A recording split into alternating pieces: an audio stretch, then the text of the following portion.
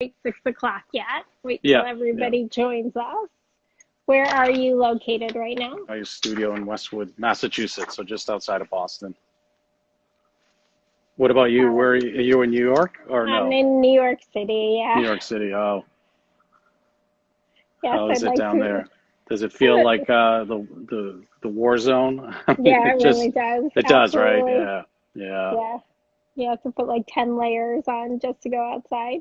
yeah, yeah.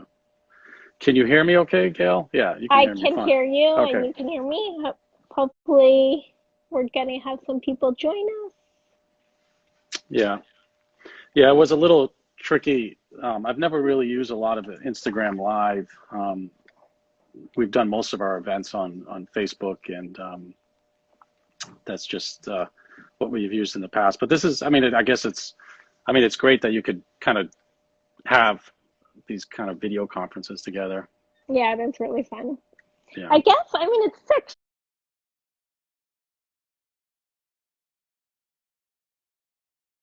as part of the Art and Social Activism Festival, which is usually in real life, and this year is online, and it's taking place until April 30th. And do check out the website because there are a bunch of other really interesting events. I'm Gail Albert Halaban. I'm an artist, and ironically, for the past 15 years, my work has been about social distancing. Before social distancing was a thing, and I'm an educator. I teach at Columbia Medical School. I teach physicians and medical students art. And so I'm thrilled to lead tonight's studio visit with artist Domenic Esposito, and he's the founder of the Opioid Spoon Project. And he's going to discuss his and he's and he's going to discuss his sculptural practice. And we're going to hear from him also how COVID-19 is impacting those dealing with substance abuse and their recovery. It's a particularly difficult time to be isolated. Domenic is a nationally recognized artist activist who is known for his 800-pound opiate spoon sculptures that he places at the doorsteps of those deemed to have helped create the opiate epidemic. These spoons have become symbols that are helping to elicit much needed change. His advocacy shines a spotlight on big pharma and the web of influence they have created. Um, so, Domenic, can you tell me just first how you got the inspiration for this project? Yeah, yeah, definitely, Gail. And thank you so much. That was a lovely introduction, and I'm so glad to be doing this with you. So, yeah, so I really kind of began my journey being an activist, mostly because of the opioid crisis kind of knocking at my family's door. Like so many other families out there, there's sort of this sense of hopelessness and feeling lost. And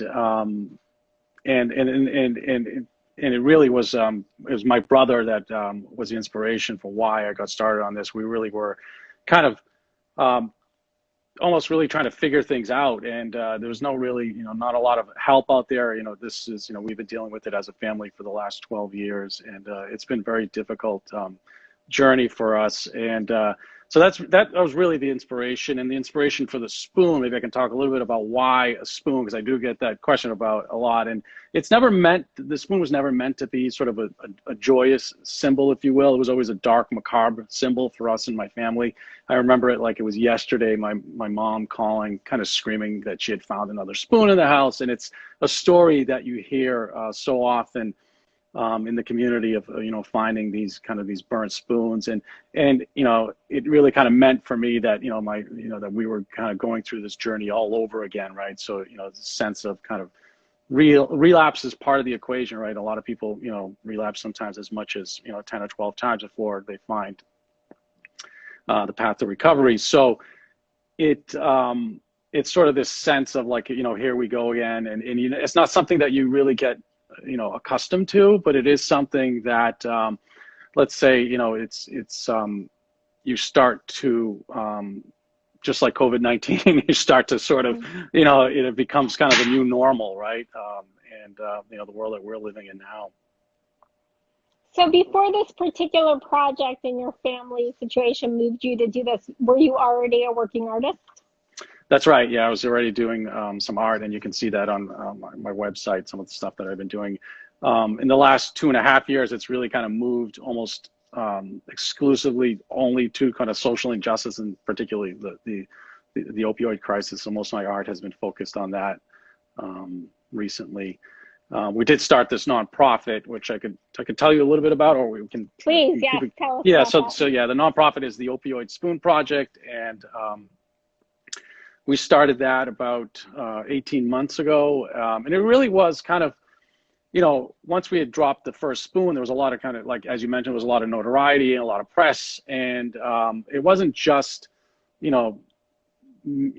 what started off really as my brother being the inspiration was all these families and community that we had met along the way. And every protest we go to, there would be more and more people.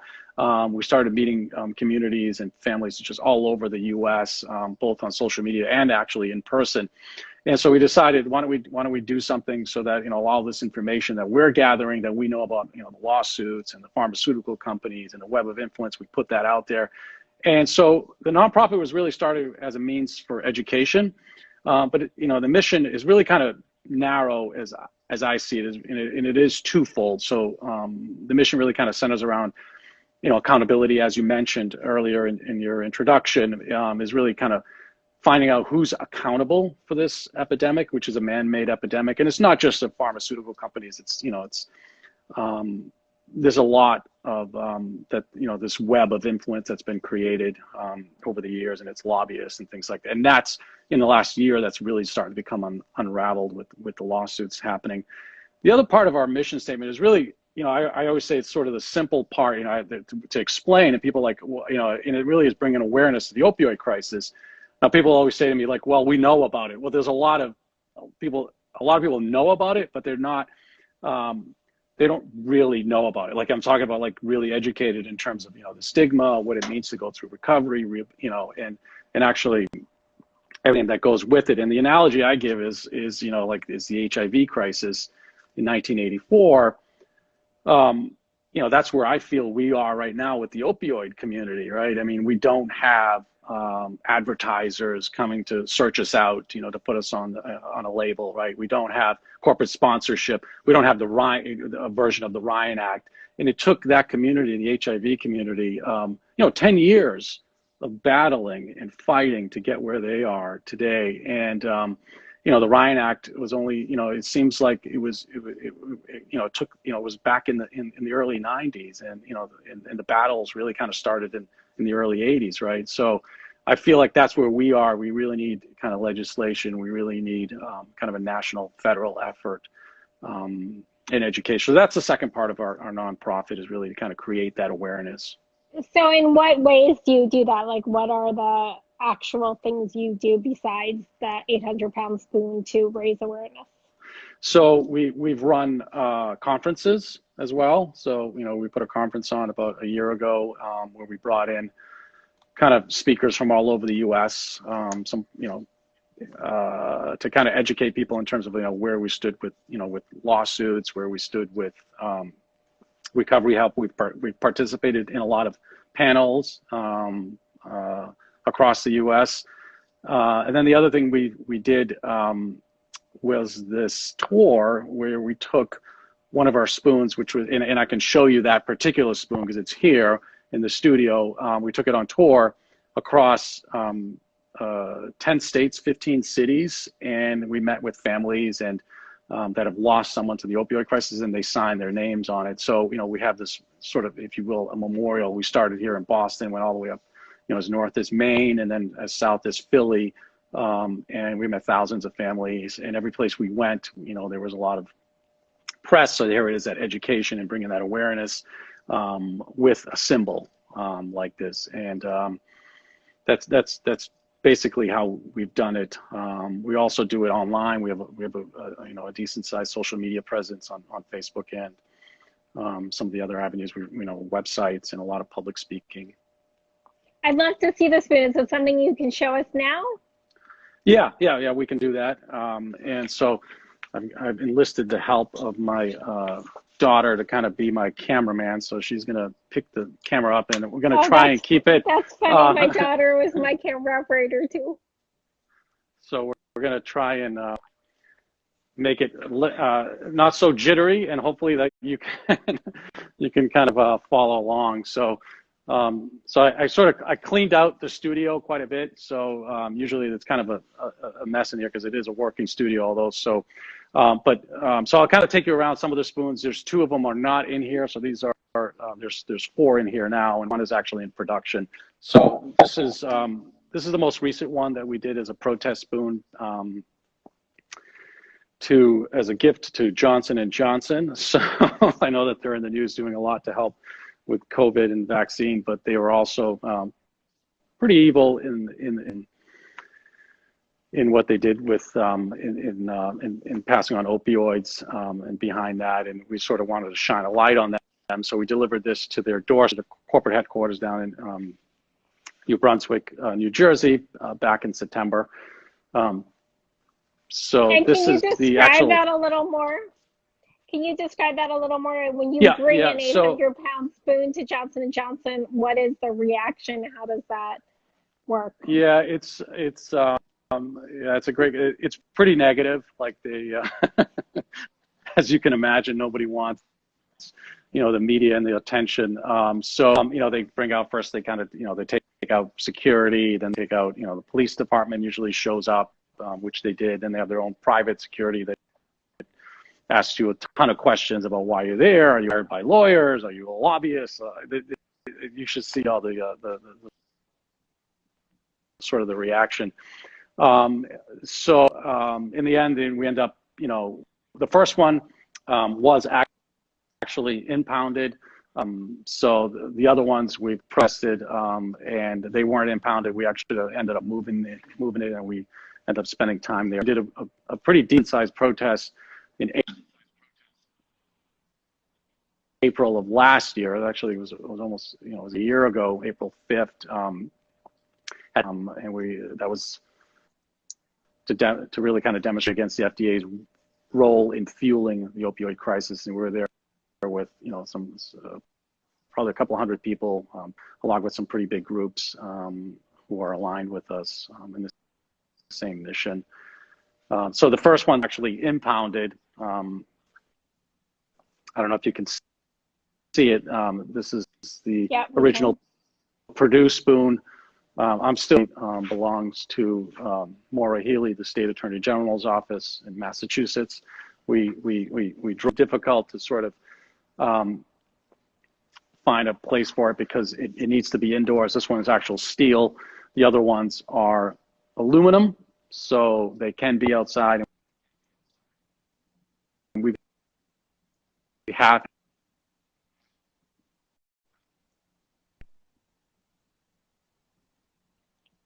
breaking up a little bit. I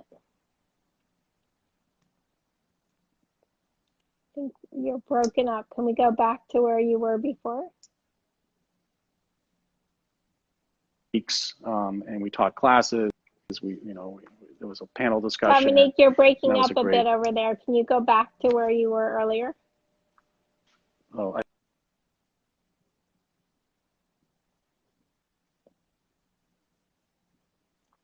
Can you hear me, Dominic? We can't hear you. We can't hear you.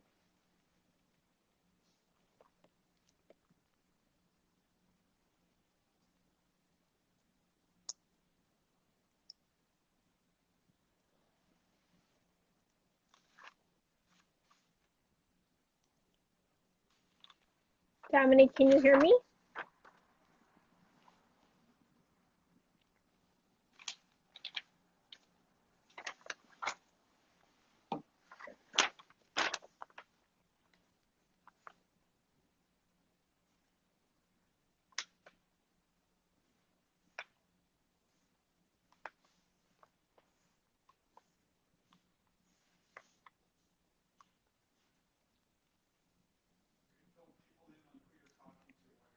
So while we're waiting, I'll fill those of you in who just got here. I'm talking to Domenic Esposito as part of the Art and Social Activism Festival, which is normally in real life, and this year it is a virtual art festival. And Domenic is showing us his 800-pound spoons, part of the Opioid Spoon Project, that he delivers to the steps of pharmaceutical companies.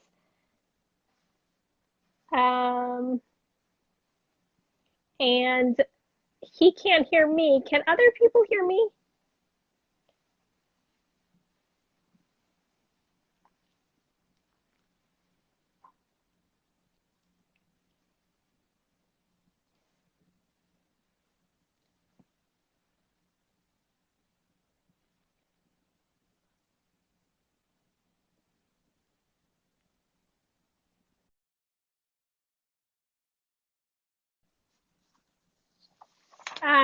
So I think we just lost Domenic, so hopefully we'll get him back.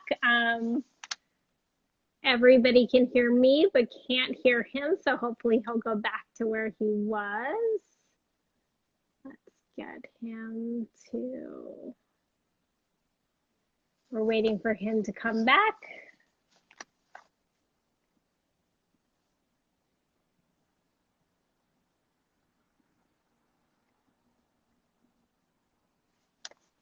So I wonder.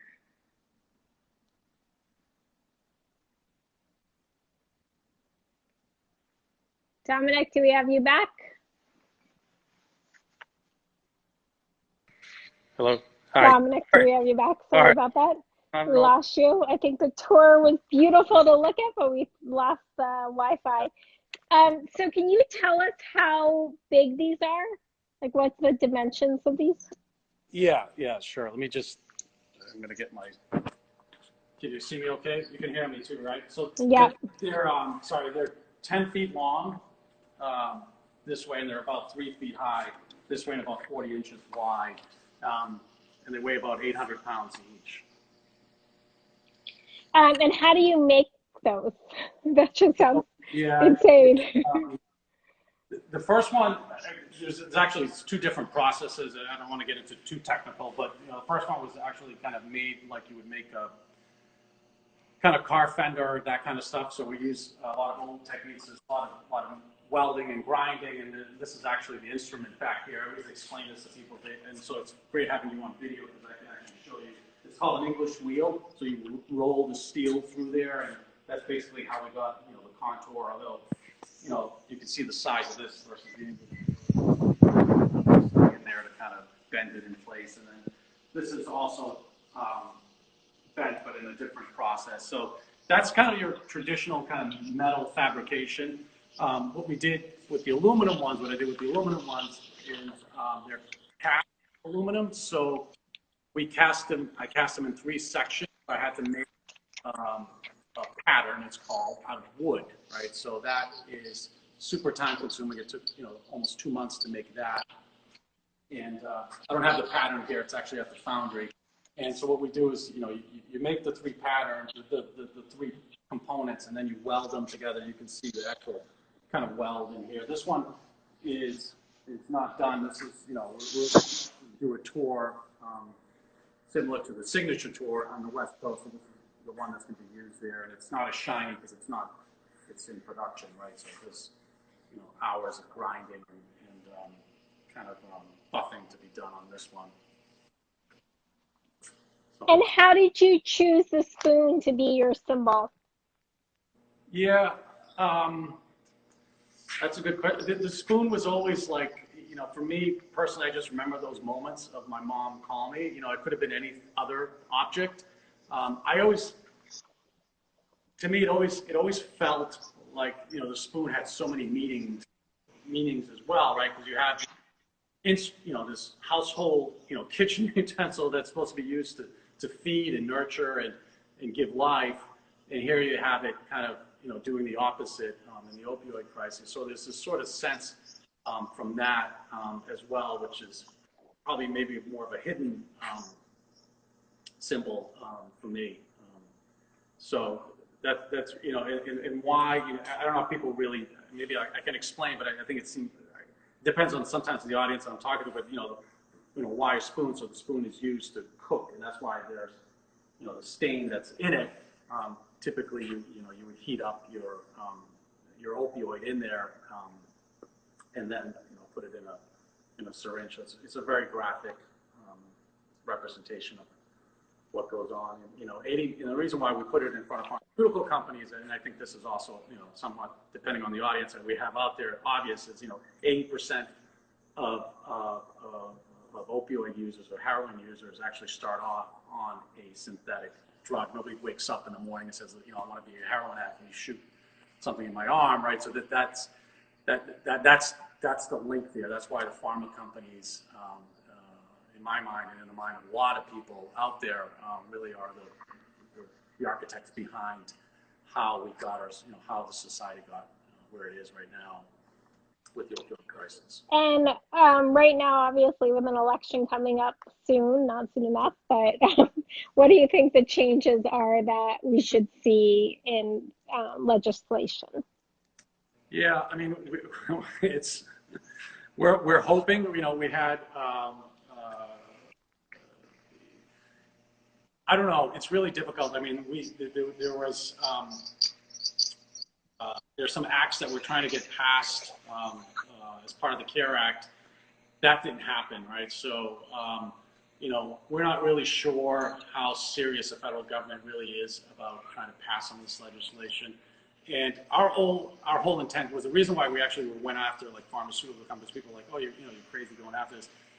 The analogy I always give to people is we'll start seeing changes in legislation when that money that comes from the pharma companies, because of all those lawsuits, really starts to kind of dissipate, right? Because all that money that they were trickling down to senators and congressmen, that's really kind of slowed down, especially when it comes to pushing new opioids. So we really want to see a slowdown in new opioids. We also want to see treatment, actually a quicker response to treatment. That's been very slow, and that was also part of the reason why we demonstrated in front of the FDA. So it's all been put on hold now because of COVID-19, a lot of our efforts there. Speaking of COVID-19, what do you think are specific issues for recovery during this time? Yeah, it's a very difficult situation right now because nothing's really going to replace sort of the one-on-one meetings that you have in a traditional setting of therapy, right, and or group meetings, right, and that one-on-one. But what's happened, and I think which has been great. There's been tons of virtual meetings that have been set up across the U.S., and I think that's been huge upside. The issues with it is like it's still the biggest harm that you can have in someone in recovery is really isolationism, right? So it's really important that people get out there that are in recovery or people dealing with substance use disorder and actually try and make some of these virtual meetings.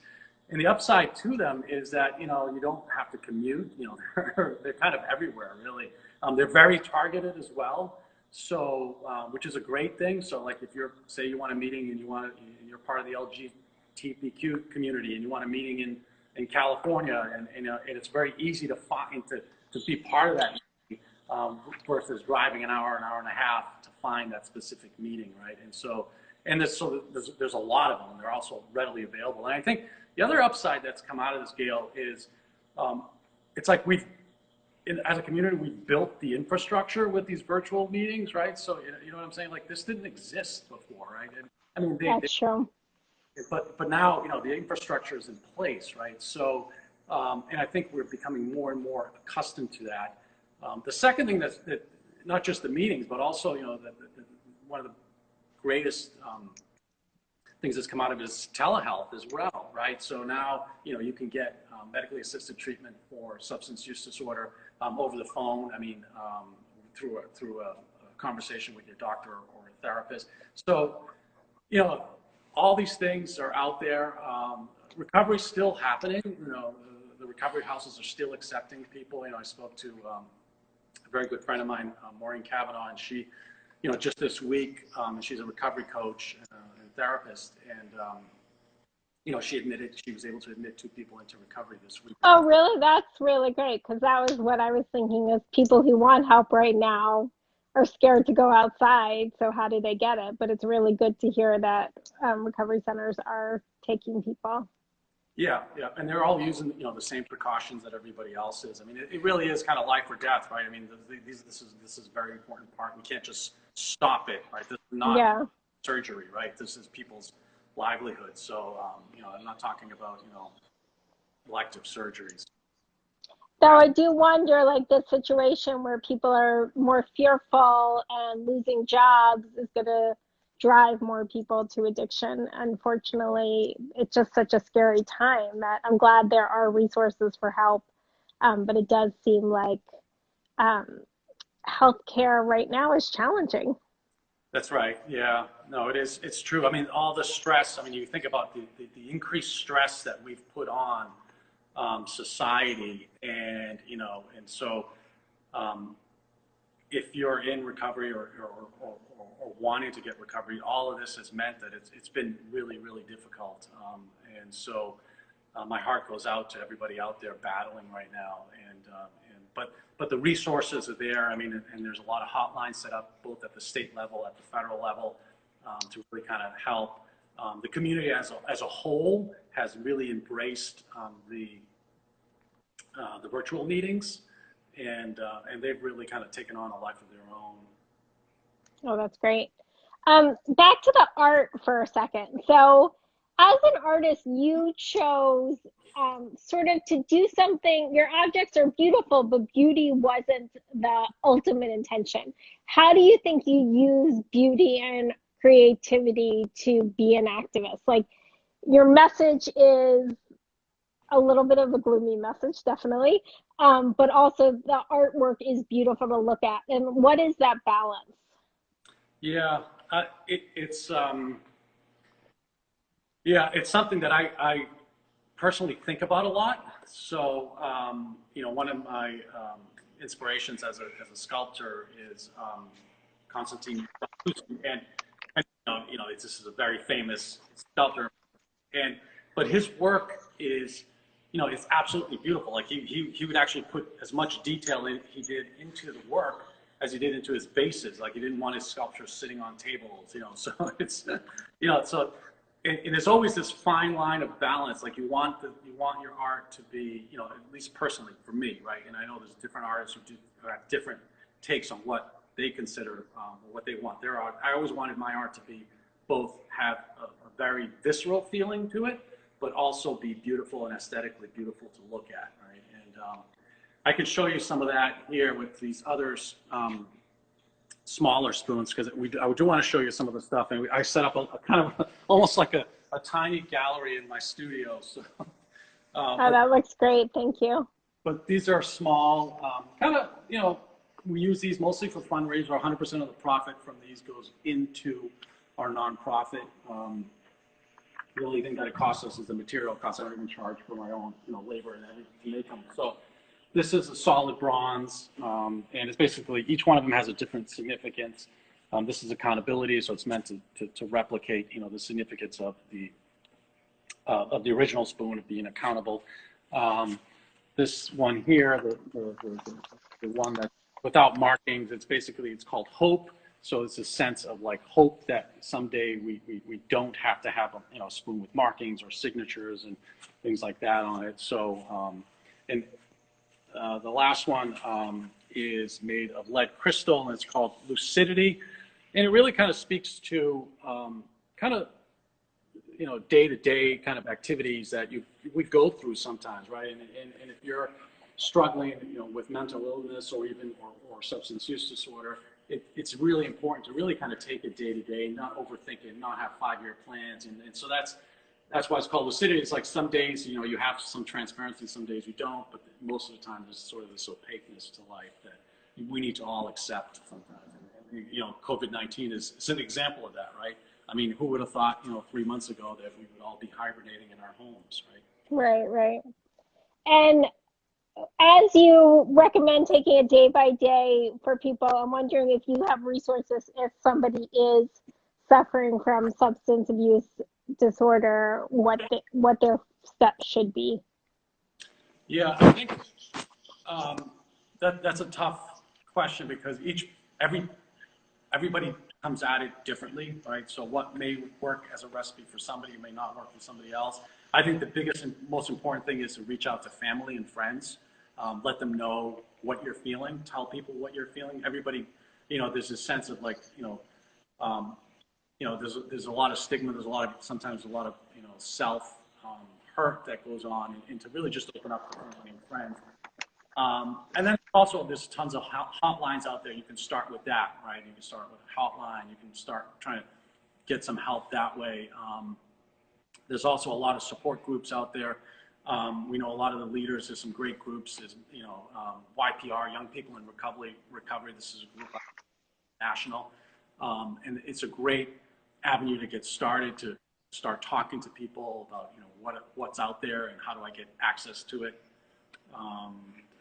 And if you're a parent who's got a child dealing with the Magnolia New Beginnings, which is also kind of almost like a place to come together for parents to ask advice and help, and they're a great national group as well, and we know the leadership there, and these are all free. Like these are all like you just call up, and people are out there willing and able to help you. They're incredible foundations. Great, thank you. And I want to spend just 2 minutes showing you this, Gail. This is I don't know if you've seen it from our website and everybody else out there.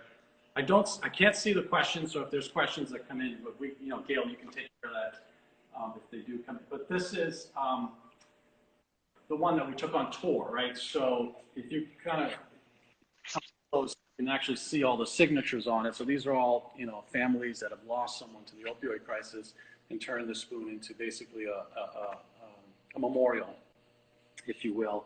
And we took this across 10 states, 15 cities, and it was really a heartfelt and emotional time for me. I was on the road for a month and a half, and it was tough. It was tough, meeting, and listening to so many painful stories out there, and just and wanting to really, you asked earlier about my inspiration. This is a lot here, right? Is just seeing these families that have kind of had to deal with all this. Somebody's asking, what is your feeling about individuals touching the tactile and tactily relating to the pieces? Sorry, one more time. What is your feeling about individuals touching the pieces, tactily relating to the pieces? Yeah, no, I'm a big believer in, art should be touched. I mean, I feel like, we never stop people from in fact, we were at Scope in New York,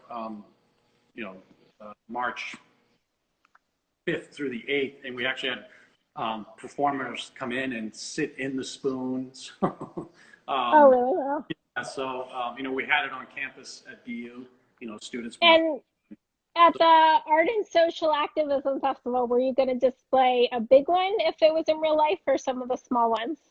Both. We were going to do the large one, kind of in the middle area. Talk about doing that, and then possibly some of the small ones on display, mostly as art of actually for sale. And in the big ones, once you see it in person, you're like, like it's hard seeing it in a video screen. You're like, oh, it's not that big. When you see it in person and you actually try to move it, and a lot of people, the funny thing is, like, they don't believe it's 800 pounds, and then they're like, okay, here, try to pick up one end of it, and you can't. It's just so heavy. So. Wow, I can't imagine an 800-pound piece of art, and I'm so amazed that you've gotten it to all these places. It's incredible. I'm curious, is this the Spoon Project? Is that your full-time art pursuit right now, or are you working on any other art projects? No, yeah, I mean, it was sort of, at one point it was like almost more than full-time. I was busy traveling and doing all this stuff, and in the last five months I've sort of partitioned out, some of my time to actually create some other art. It's still it's still within the sort of social injustice umbrella, if you will, but I've created some other art, so right now I think, the project probably takes up, 70 or 80% of my time, and, 30% of my time is me making other art as well. So, and the other art, is it on the same activism, about the same issues, or are you pursuing other things? Yeah, and you can see that I had my first kind of, or a solo show back in February in Boston, so at a gallery there. And my last, you can see the pieces on my website, DomenicEsposito.com. And the show was called We're Only Human, and it really kind of dealt with the struggles and pain we go through as a society, dealing with vices that sometimes, like in our head, like, oh, there's all this sort of kind of critique of yourself. It's like, oh, I shouldn't have done that, or I shouldn't have done that. But a lot of the times, it's really is corporate greed. It's funny, there was an article in the Atlantic about this whole topic, right? And how it's really corporate greed that's pushing us this way. And it's really hard for us to step back. And it's, social media and a lot of other new technologies that are out there that are just pummeling us with bad habits, right? And vices, right? So, and how do we step back as, and I think you're starting to see some of that in society, people stepping back and saying, what, I want to spend the day not touching my phone and not listening to ad or not watching TV. And so, speaking of stepping back, one of the questions is, can we step back and look at one of the spoons again, just to see it again? Yeah, which one? The large spoon or the small spoons? Or let's look at one of the large ones just to get a sense of the scale again. Yeah, go back this way. Go back. All right, we're going to step back so you can. Wow. Yeah, and then you can grab. Yeah, but this is like a converted. It's a motorcycle lift, so that's how I use it to kind of lift this and work on. Basically, that's how it lifts. So that's amazing. Welding and doing work on them, and yeah. So I'm curious. I know your daughter is operating your camera right now, so I'm curious, as a parent, how you would recommend, if you have budding socially activist children, how they can use art to express themselves. Yeah, that's a great question. I mean, we see it even with my own kids. Like, they have taken on, art becomes like basically a language, right? For me, it's like a language, right? It's a way for me to communicate my inner feelings, and I'm not sure. I mean, if everybody, we can go out there and, kids, I would recommend that they take. It doesn't even have to be art classes. Just, pick up a book and start writing things that, scribbling things that that give you emotion and feeling, right? And there's also a lot of community. I guess after COVID-19 is behind us, but there's a lot of community events that involve art, especially here in Boston. So I've taken the kids to a lot of those, and Jamaica Plain and in Boston does.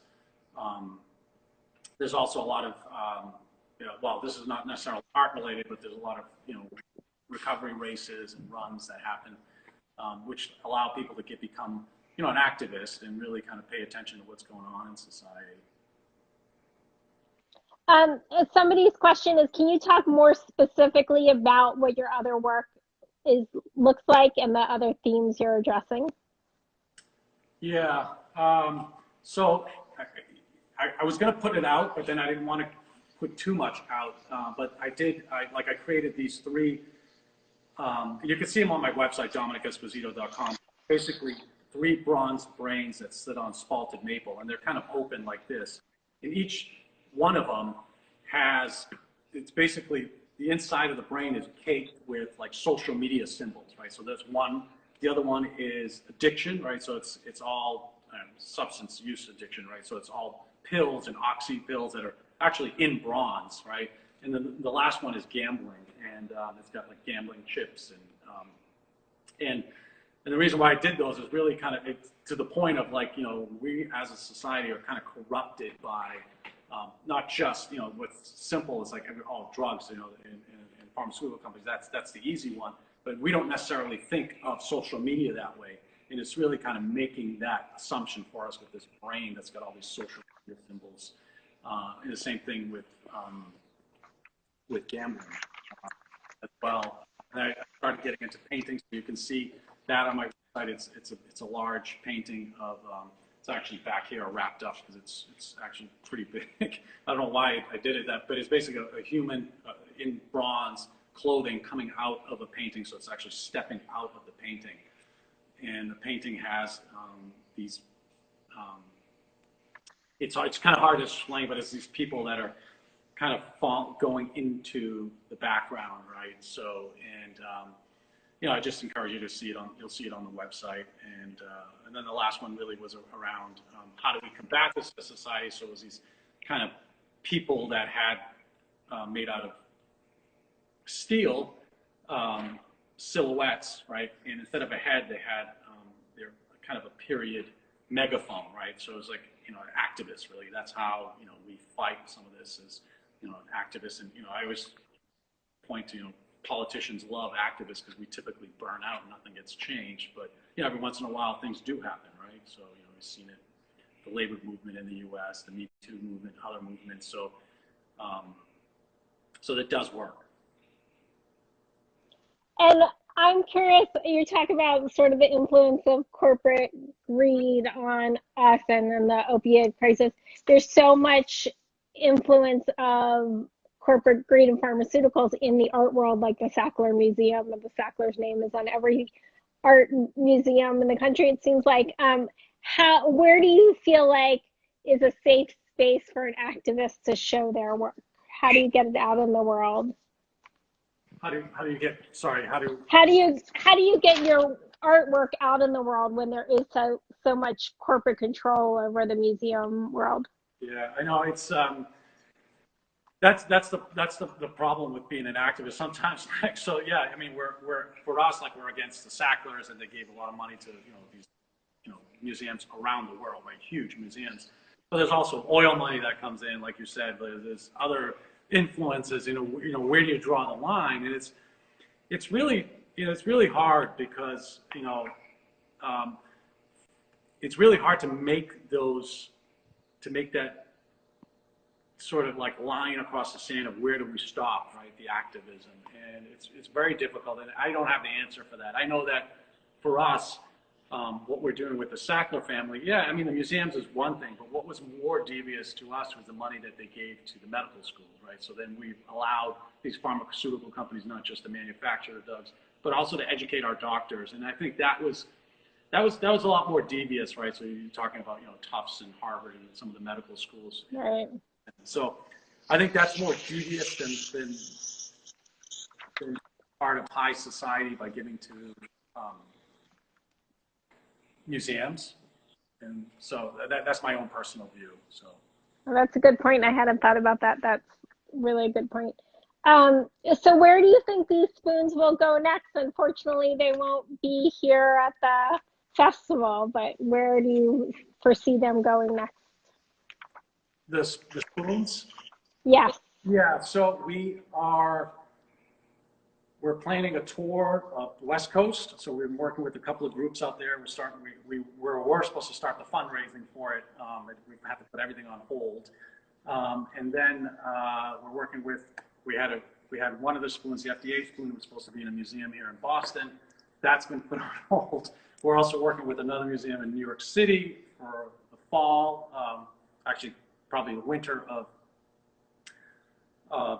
this year, to have a spoon in there as part of a show, and that's been put on hold. So we're really, you know, we have a lot of stuff out there that we're hoping.